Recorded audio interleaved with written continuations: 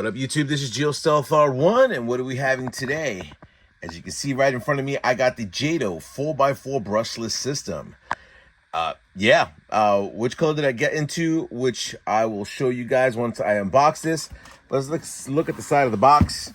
As of right now, from what I'm looking at right now, the chassis is different. It looks a cross between the LCG slash and the HGC slash. They changed a lot into this thing. The BL2S system is on there. You got your TQ remotes, 2075 ESC. It does come with all the heavy duty stuff. The upgraded GTR shocks, but they look plastic. We'll see what happens once I open this up. And yeah, well, without further ado, let's crack this thing open.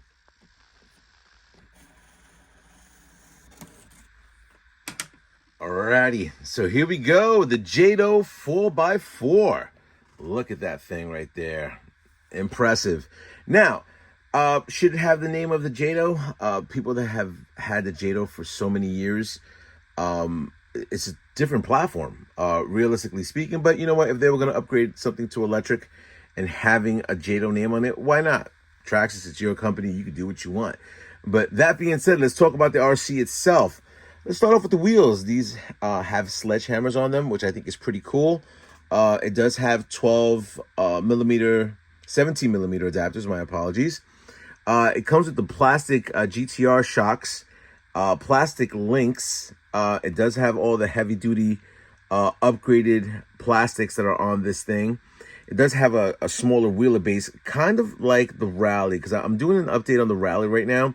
And I noticed that the shocks are totally different, and so are the links from the Slash 4x4 platform.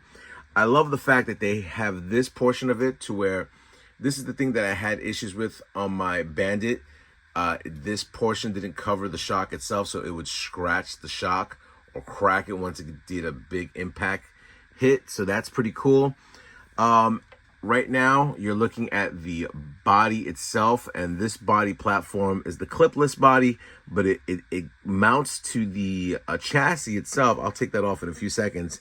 Let's look at the rear. The rear looks good. I like the wing. I like the way the wing ends. The wing is tremendously massive.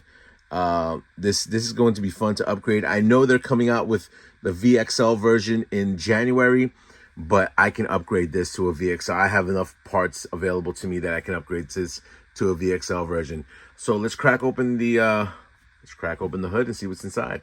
Alrighty, so now you see the BL2S system that's in there with the TQ receiver. That's the 1275 ESC. The chassis brace, that's something new. They ended up throwing in there. I'm pretty sure they're probably going to do something aluminum. There's nothing on the TRAXXAS site right now that has that available, but I'm pretty sure that they're going to set this up to where it's going to be aluminum. The drive shaft, I can't even see. I don't even know. It's very loose. It's kind of like it's plastic. Am I going? No, that wouldn't be plastic, would it? Nah, that has to be some type of, like, not sure. Interesting. That's the way it mounts for the wing. I would love to take this thing apart. If you guys worked on the Slash 4x4 or the Stampede 4x4, it's pretty much going to be the same way. The way you're hooking that up is the way you're going to be hooking this up.